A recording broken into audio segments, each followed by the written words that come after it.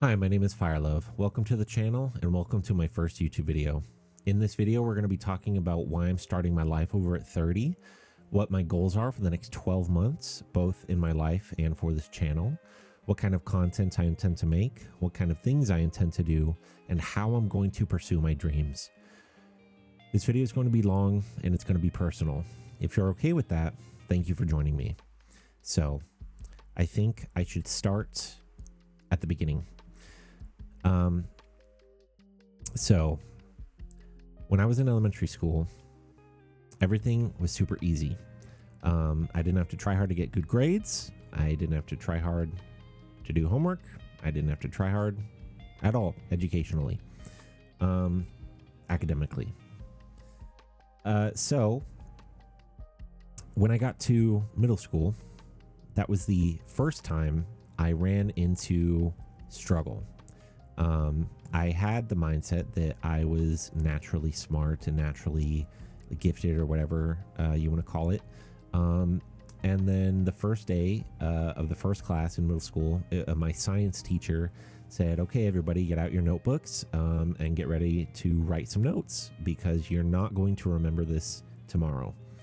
And I was cocky. I was kind of not really a know-it-all, but I really thought I was naturally talented and naturally intelligent, and like to an extent I am, but not to the level to where I don't need to work hard a little bit.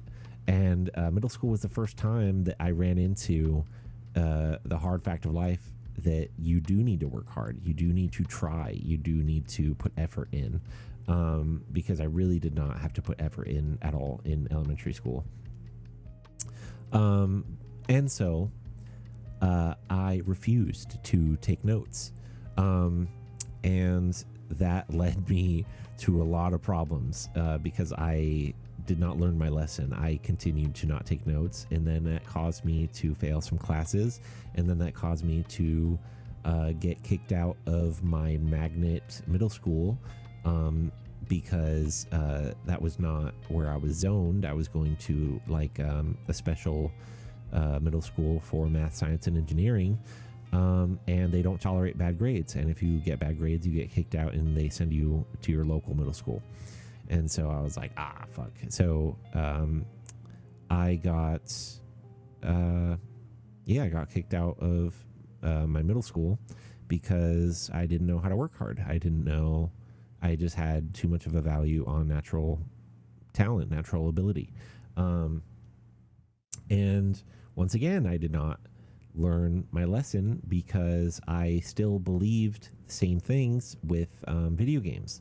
So 11 years old is when I found out that there were people on the internet making a living off of playing video games for fun as a job. And ever since I found that out, I was like, dude, that's what I want to do. I love video games. I would love to play video games for a living as a job. And then I found out about, I was playing Call of Duty with my friends and Halo with my friends. And then I found out about competitive Call of Duty and competitive Halo. And so then I was like, dude, I want to do that. I want to get really good and become the best and be a pro gamer. And this was when like MLG was like at its peak and super popular, or Major League Gaming for the uninitiated. And so, I started playing in competitive Call of Duty and competitive Halo. And I thought all I needed to do to get good was to play the game normally. And then eventually I would get good. But that's not how improvement works. You can't just get good by doing the thing. You have to study the thing. You have to practice certain techniques. You have to analyze why you lost. And you have to have a complete understanding about why you lost. And you have to have a complete understanding of what your opponent's flaws are and how to exploit them and how to outplay people. And just like you have to have a very deep understanding of strategy, and you have to have a very deep level of skill with certain techniques that are really hard to accomplish, and you need to put in just dedicated practice. And people at the time, if you were playing online and you were doing really well, and you practiced, people would call you a no life. And so that also, like, just, and people calling someone a no life for being good at the game was extremely prevalent in Call of Duty and Halo. And I think probably still is to this day if you played it, but I haven't played Call of Duty or Halo in a very long time.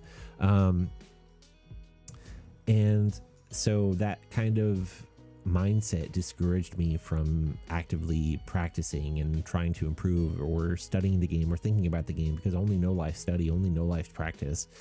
You just have to be naturally talented. You just have to be naturally good. And I thought I could do that by just casually playing the game. Obviously that's not true. And so my competitive aspirations for Call of Duty and Halo never went anywhere because of that. And then I enter high school, and I still kind of have an aspiration to want to be a pro gamer or a YouTuber, but it's whatever.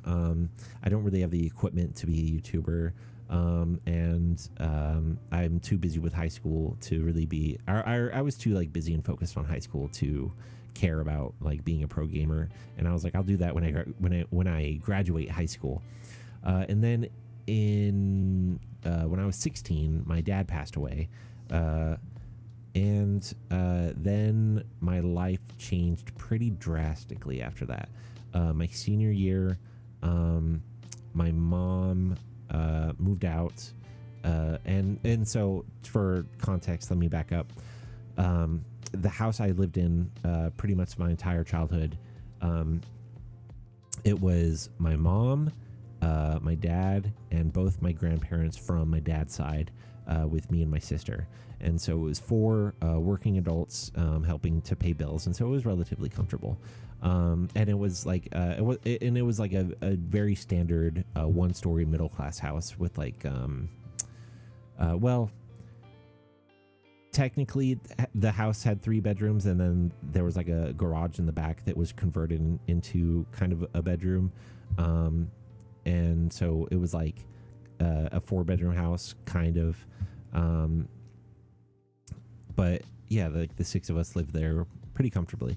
But then after my dad passed away, and then my mom moved out, my grandparents couldn't afford to keep up with the house stuff on their own, and so we had to move into an apartment. And then I graduated high school while living in the apartment, and then I didn't really know what I wanted to do, because I didn't want to go to college, because I was really worried about wasting money or getting into debt for no reason. And why go to college if I don't know what I want to major in, or what degree that I want to get? Because then I'd just be wasting money switching majors every now and then until I find a major that I really like. And I just didn't want to be in that much debt so early in my life, and so I did not go to college for that reason. And then my friend invited me over to our other friend's house to play Super Smash Brothers, and up until that point, I had never touched a Nintendo game ever. I'd never played Mario Kart. I'd never played Pokemon. I'd never played Zelda, nothing. I was purely a PlayStation, Xbox diehard. And Nintendo was for the weird kids or for the nerds or whatever. I was like a gaming jock, even though that's stupid. I was just as much of a nerd, just for Call of Duty and Halo. But yeah, then I played Smash for the first time, and we kept going over to that friend's house.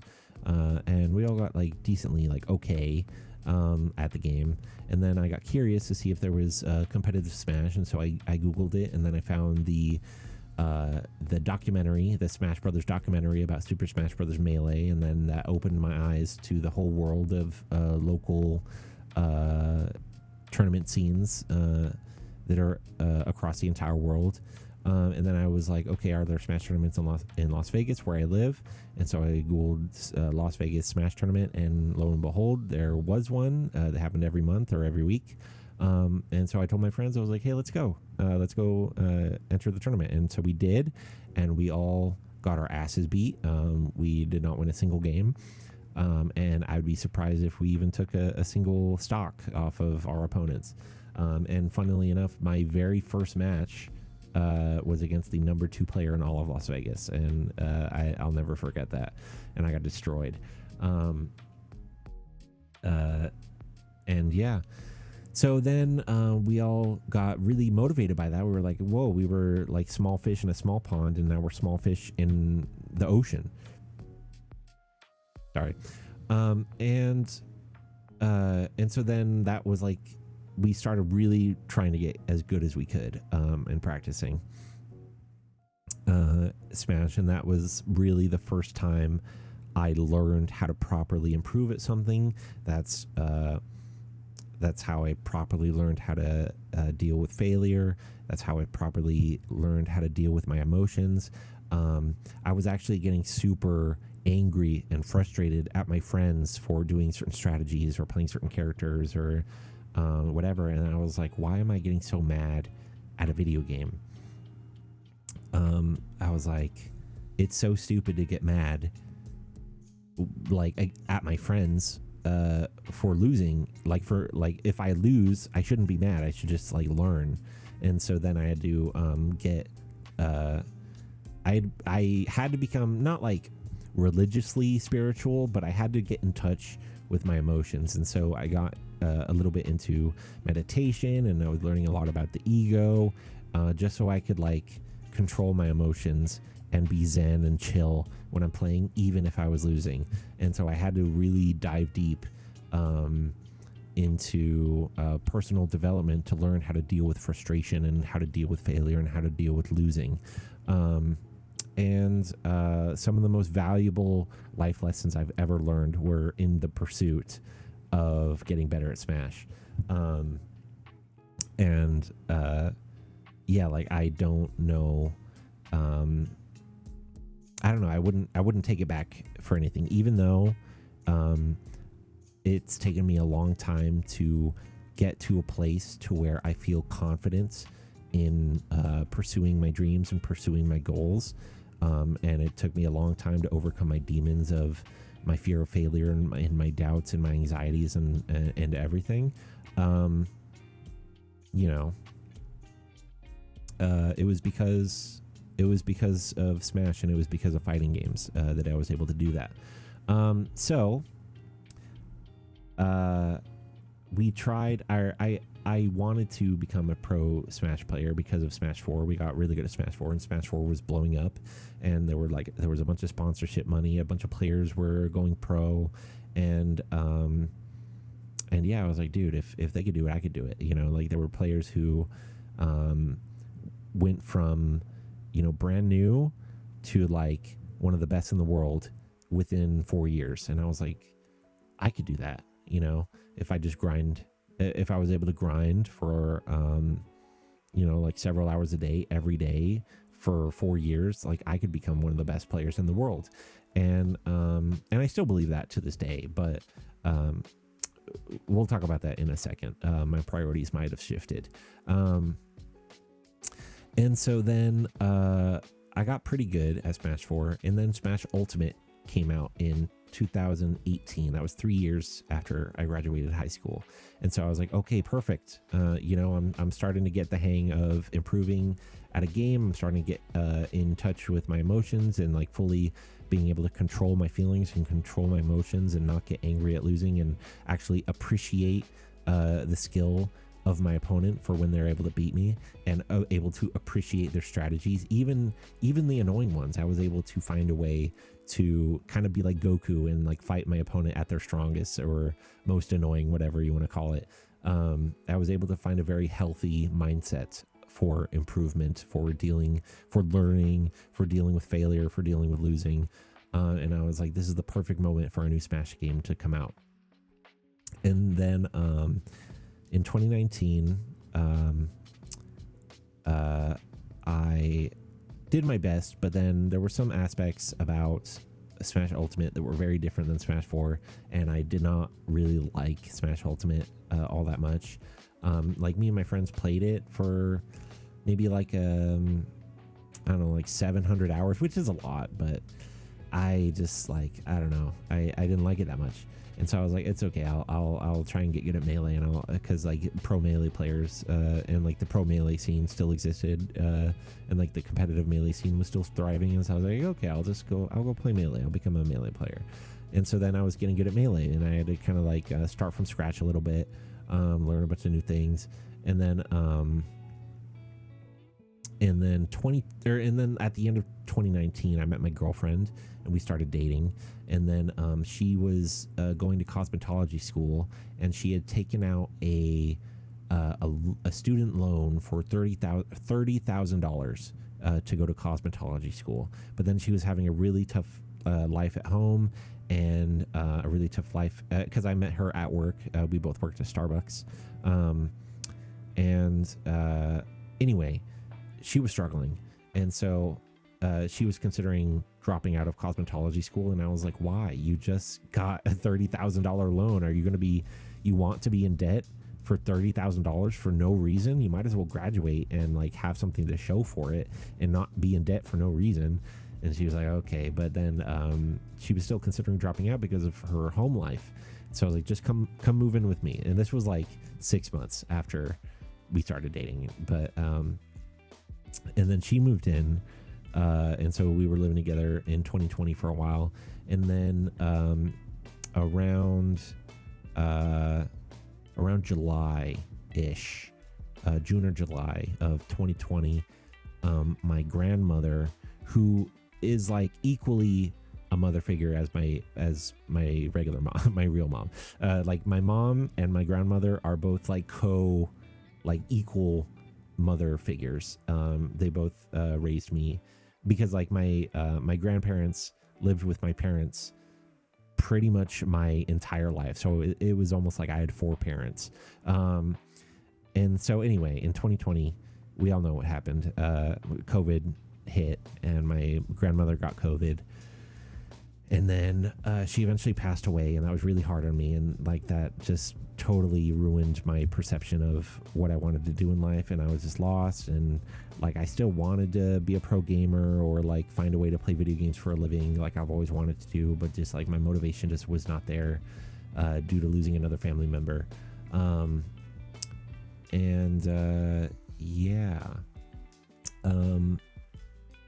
then the year, like I would say 9 months later, 6 months later, between 6 to 9 months later, I got fired from my job, and it was the first time I ever got fired.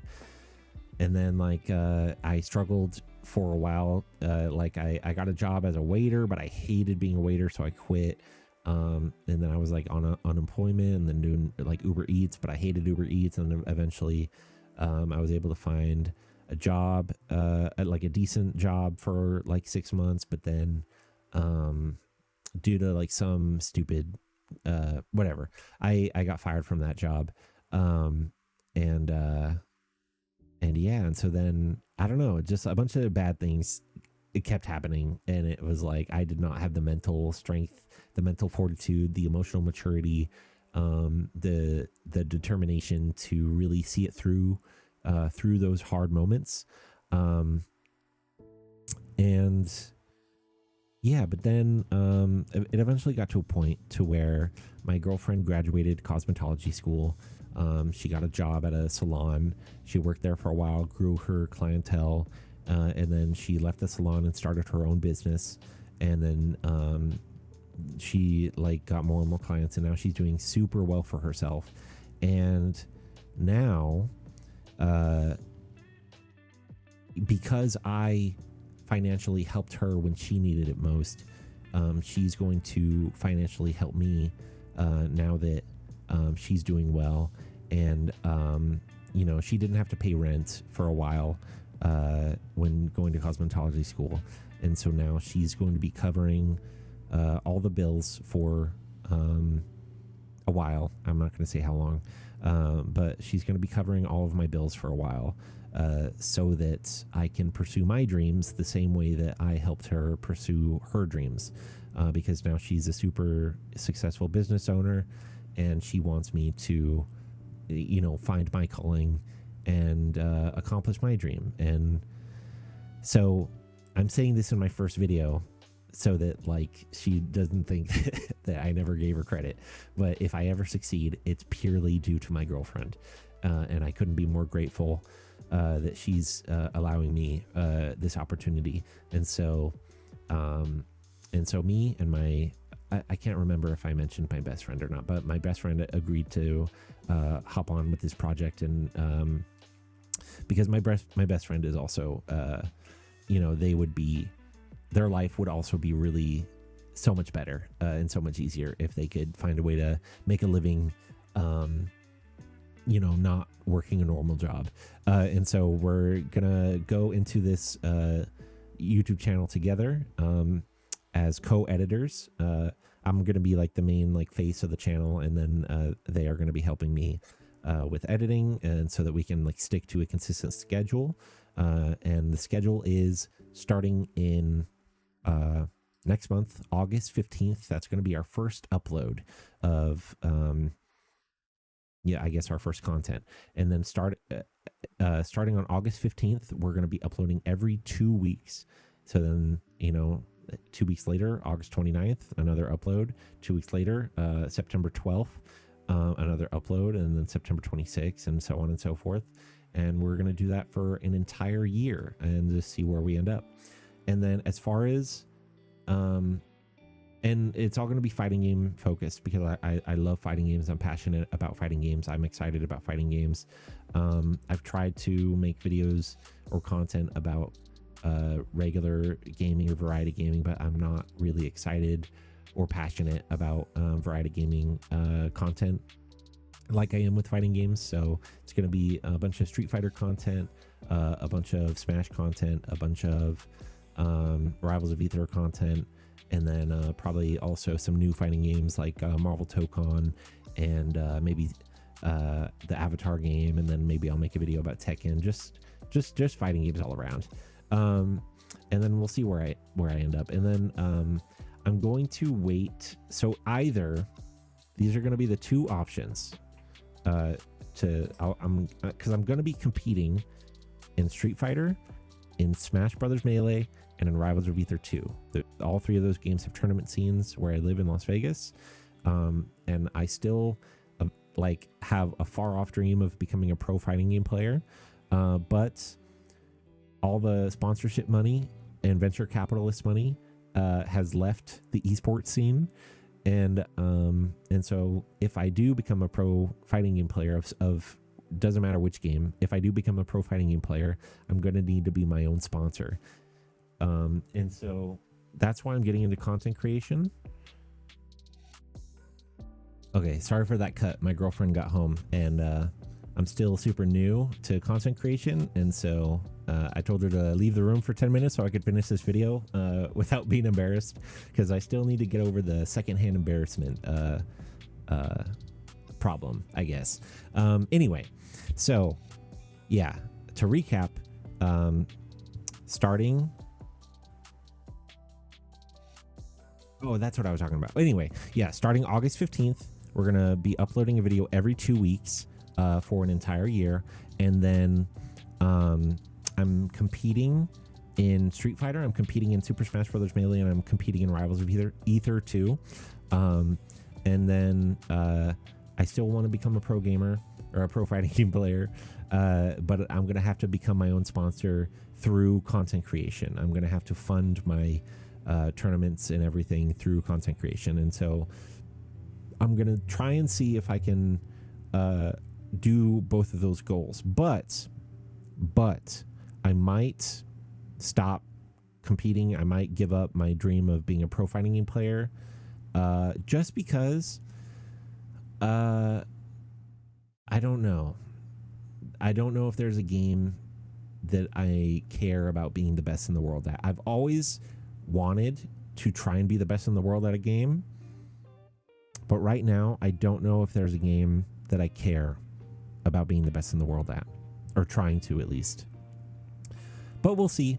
There's gonna be 2 times where I bring up this topic again, like in seriousness, to where I consider whether or not I want to be a pro fighting game player. Number 1 is going to be the first Saturday. Oh, well, maybe not the first Saturday. Hold on. Wait a minute.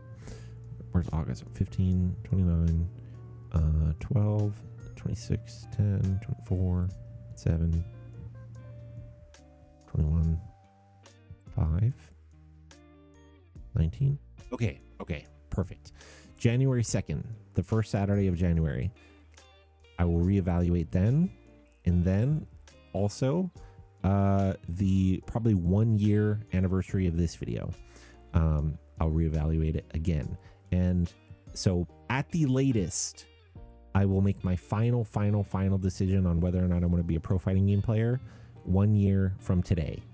But I need to make sure that I get this content career off the floor, and I need to make sure that I can even balance doing those two things at the same time.